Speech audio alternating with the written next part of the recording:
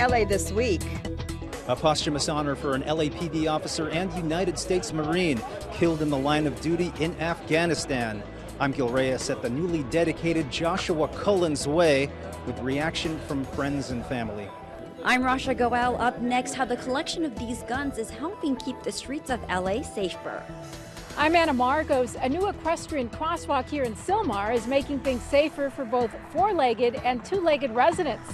More on that coming up.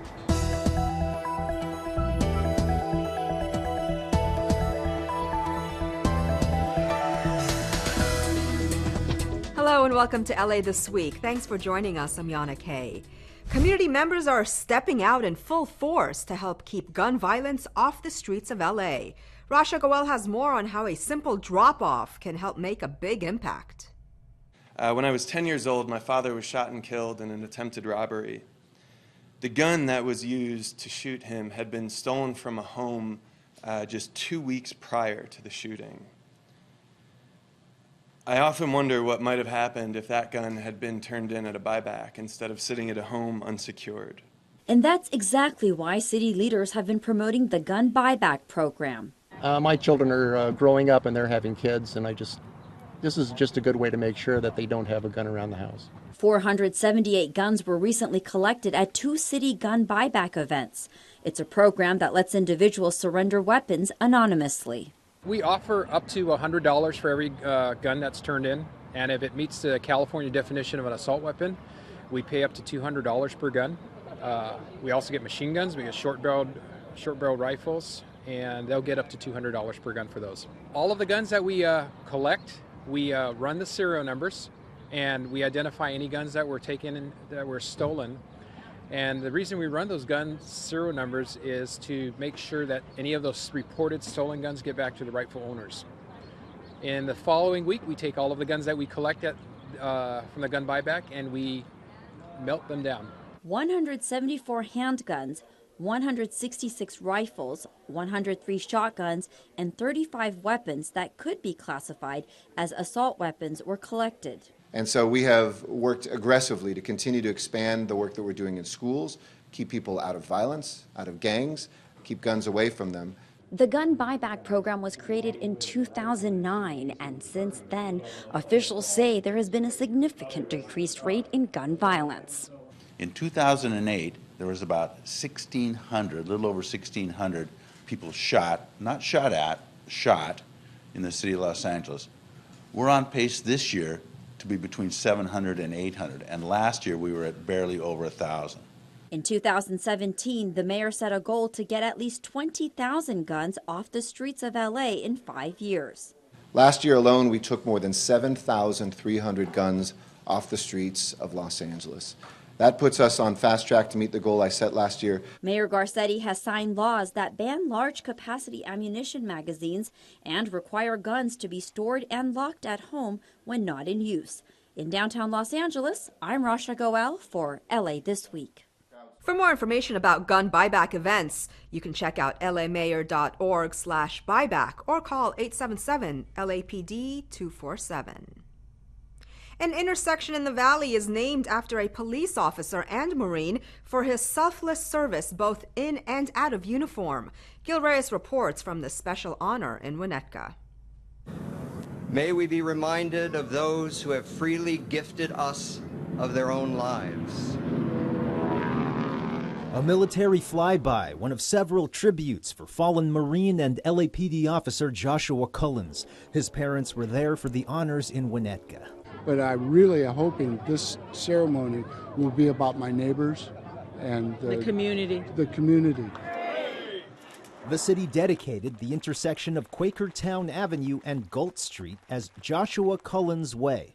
The staff and family of St. Martin's School across the street pushed for the sign dedication. It took such an interest to fight to get this street named after him. It breaks my heart. It really does. Unbelievable. Staff Sergeant Joshua Cullens had served with the U.S. Marine Corps for 10 years. After becoming a reservist with the Marine Corps, he joined the LAPD in 2008. In 2010, he was back in Afghanistan for a second tour of duty, where he was killed by a roadside bomb. While serving in the Marines, he earned almost a dozen medals. and awards, including 2 combat action ribbons and also a Purple Heart. Desire for service, desire to make a difference, desire to protect others, but most importantly, it was his desire to be part of something greater than just one person, something greater than himself. Relatives say Cullens taught his 2 younger brothers the importance of looking out for others and each other. His brothers had attended St. Martin's as children, where Cullens inspired other young people to give back. He used to come here and talk to the kids. And he was the a kids pen pal, and he would bring all his gear, and they'd write him letters when he was deployed. He'd pick up the boys. And now a permanent reminder for future generations on the importance of service. In Winnetka, I'm Gil Reyes for LA This Week. Cullens is the second LAPD officer to die while serving in Afghanistan. The first was SWAT officer Robert Cottle, who also passed away in 2010. Well, you often hear about school kids dropping out in Watts, but one high school has turned that story on its head. Not only are all its students graduating, they're all getting that acceptance letter from their college of choice. And Marcos brings us the good news from Verbum Day High School. I tell my students we are more than janitors. We are Professor Xavier for the school of the young, black, brown, and gifted.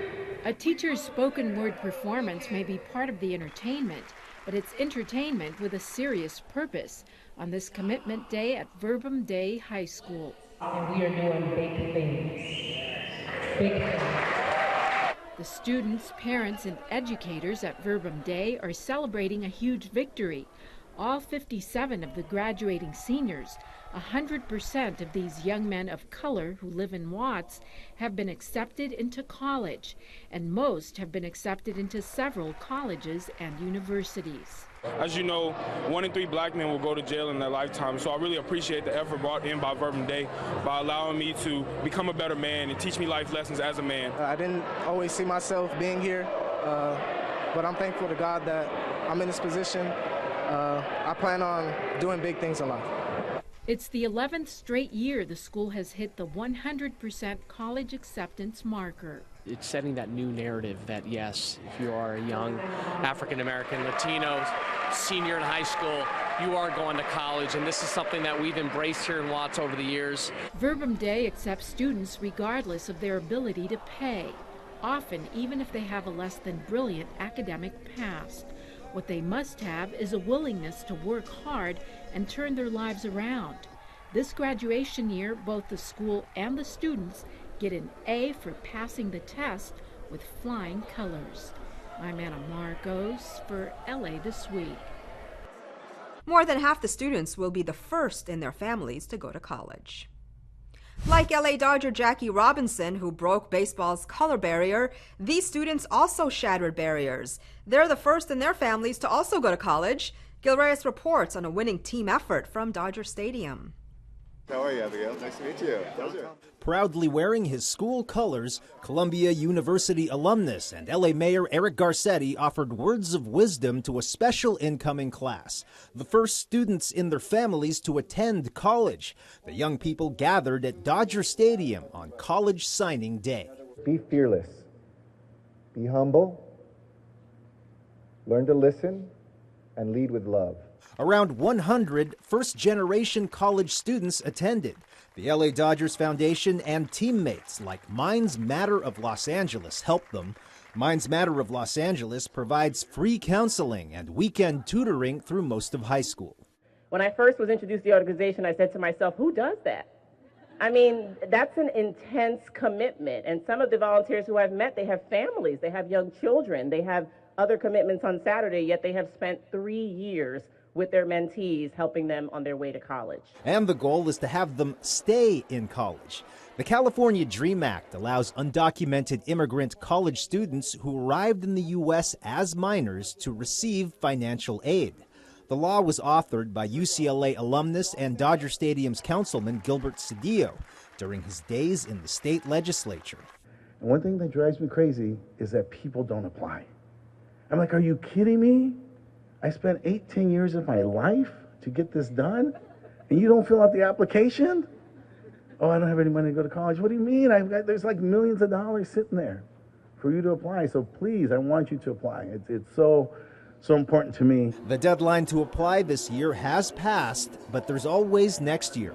Learn more about college financial aid at dream.csac.ca.gov. I'm Gil Reyes for LA This Week. This year's applications are far fewer than last year's. Speculation is people are fearful of applying because of the Trump administration's crackdown on undocumented immigrants. Well, it's an opportunity for access to some hands-on training with the Los Angeles Fire Department. Rasha Goel has more on how local young women across Southern California are learning about what it takes to be a firefighter. The look of excitement on these young ladies' faces says it all. They're eager to prove they've got what it takes to become part of something bigger than themselves and learn how to possibly save lives. Through a 2-day camp, these teens ages 14 to 18 will learn about the fundamentals of firefighting and emergency medical services and what it takes to be part of the Los Angeles Fire Department. It's good to learn new things and it's fun, and you get to meet new people, and they're all friendly here. They're excited to learn about some of the tools and equipment, climbing ladders. They get to use our hose. We teach them first aid and CPR and do some physical fitness with them to introduce them to some of the challenges they're going to face as a firefighter. The camp was held at LAFD Recruiting Academy 81 in Panorama City. Hopes are creating an interest at a young age will inspire these women to join the LAFD, a department that is looking to create a more diverse team. We have a goal to get to 5% of our department, 5% female by the end of 2020, calendar year 2020. Right now, today, we're at about 3.2%. Some young ladies already know how they want to make an impact as a firefighter, while others are enjoying the experience. I'm always motivated in being the first female, always being, especially as a minority female, it's good to, show others that it's possible and that it can be done, and to, open the door for other younger people. The camp also serves as a motivation to inspire these young women to do anything they aspire. We can become firefighters. We can do anything that men can do. We just have to believe in ourselves.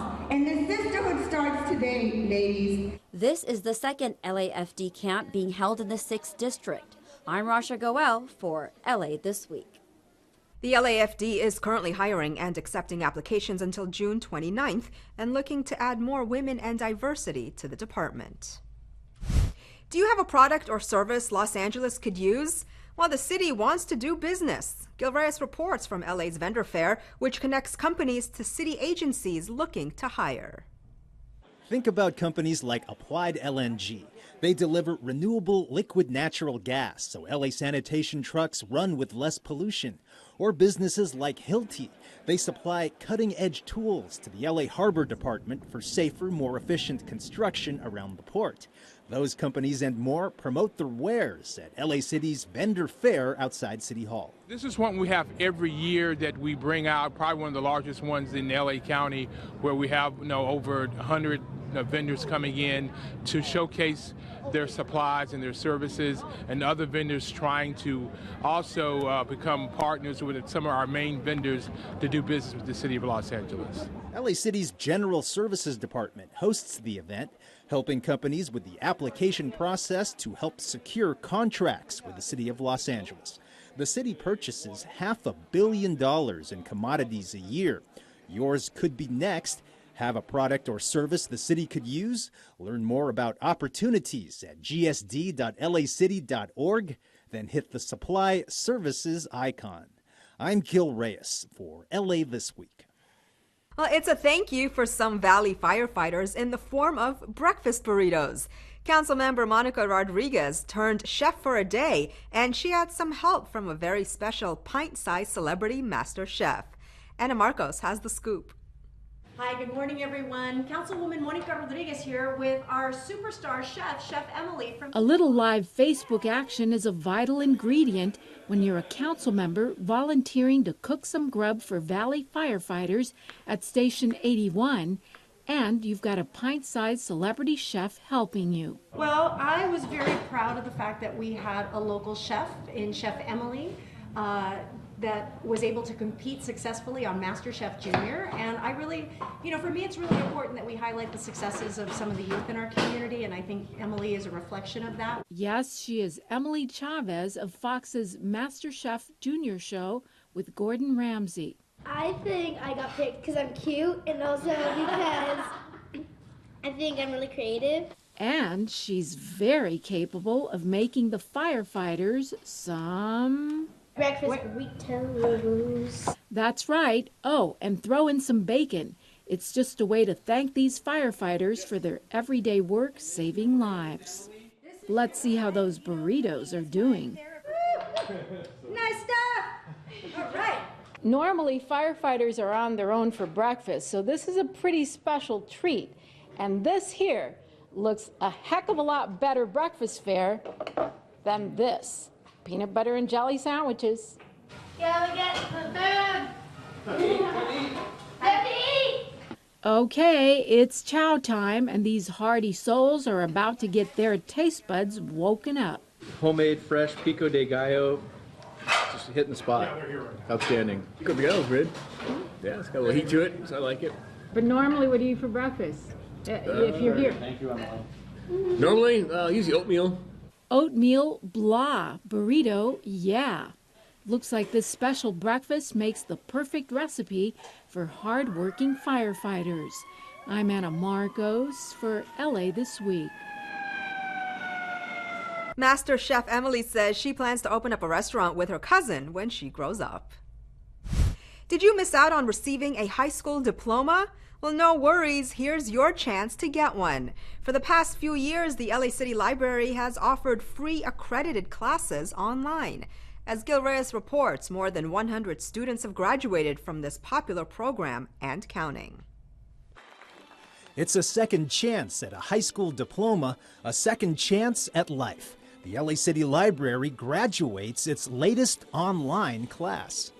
Right now, I'm looking for colleges to enroll for a vocational nurse program to become an RN, a registered nurse.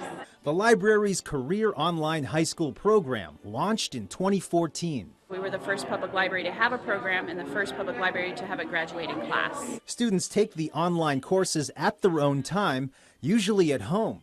They're also paired with academic coaches for guidance. It usually takes a year and a half to complete the program, and it's free. Today we celebrate our 100th graduate of this program. So don't ever think that you have to settle for the job, for the education, for the situation that you have. You can come to a Los Angeles Public Library, get that high school degree, and the world is like a door opening up to you. And the program's been really wildly successful, and we're looking to spread the word and let others know. People who are 19 and older, residents of the city, were very eager to open the program and encourage others to participate. Earn your high school degree online. Find out more at lapl.org/COHS. I'm Gil Reyes for LA This Week. The program is so popular that this year the LA Public Library is planning a second high school graduation set for the fall. City leaders move forward with a new budget. LA Mayor Eric Garcetti talks tech, and the LAPD reaches out to the LGBTQ community. All this in Citybeat. After nearly 3 weeks of budget meetings and input from city departments and the public, the LA City Council, led by Budget Chair Paul Krikorian, approved a $9.9 billion city budget for fiscal year 2018-2019, which begins July 1st. General fund revenues for 2018-19 are projected to be $6.17 billion. That's an increase of $339.5 million, or 5.8% from the 2017-2018 budget. The budget includes $440 million in housing and services for the homeless, the highest amount ever budgeted. The budget also sets aside $1.6 billion for the LAPD, enough funds to maintain the police force above its current level of at least 10,000 sworn officers, and additional money to hire more civilian staff. It also provides enough to hire 200 firefighters and includes $41 million for sidewalk repairs, an increase of $10 million. Mayor Garcetti took part in a technology conference geared towards the next generation of tech entrepreneurs to connect, collaborate, create, and receive advice. The event, called Urban Tech Connect, was put on by Plug-in South LA, a growing tech community in South LA focused on creative technologies. The mayor tweeted that LA is a global hub for tech and innovation, and we must ensure opportunities are available for all of our communities. Proud to partner with Plug-in South LA to empower a more inclusive tech sector and the next generation of entrepreneurs. The LAPD Hollywood station recently held an open house for the LGBTQ community as an opportunity to meet with officers and learn more about resources that are available, such as victim assistance services and crime prevention information. The open house also gave the department a chance to learn more about the community it serves. It's about coming together, learning about each other's differences and diversity that makes us stronger. Residents in Sylmar have been calling for safer equestrian street crossings for years. And now, Councilwoman Monica Rodriguez has teamed up with the LA Department of Transportation to put in a smart crosswalk that's both horse and people-friendly. Anna Marcos takes us there. Horses and humans can now cross this highway in Sylmar and feel a lot safer, even when they butt up against motorists. The reason, a new smart crosswalk with flashing lights put in by Councilmember Monica Rodriguez. Now I know that I can come through here and cross safely. Sometimes I ride with my granddaughters, and it's always been a problem because the cars, they're not expecting to see a horse, and they're coming at a high rate of speed, especially on that turn. They can't see us.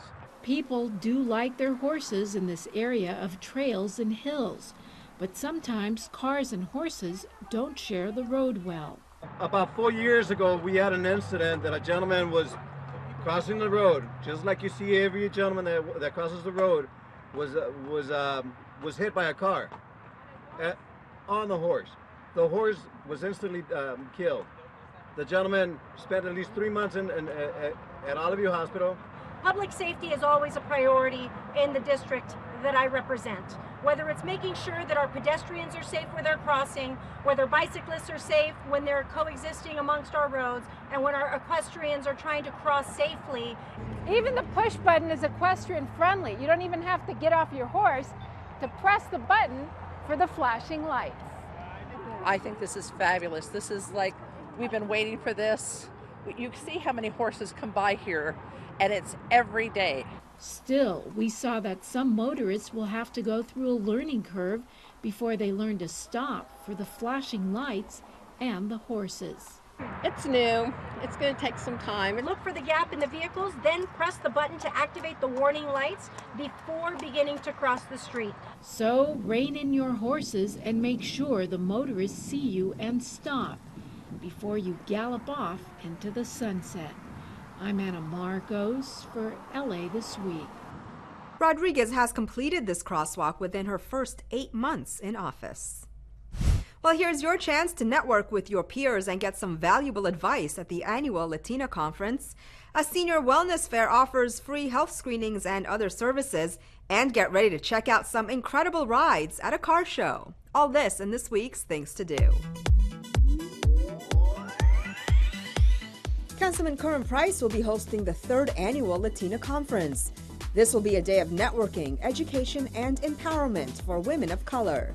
The free conference will feature leaders and experts working in the areas of civic engagement, education, health, immigration, social justice, women's rights, and much more.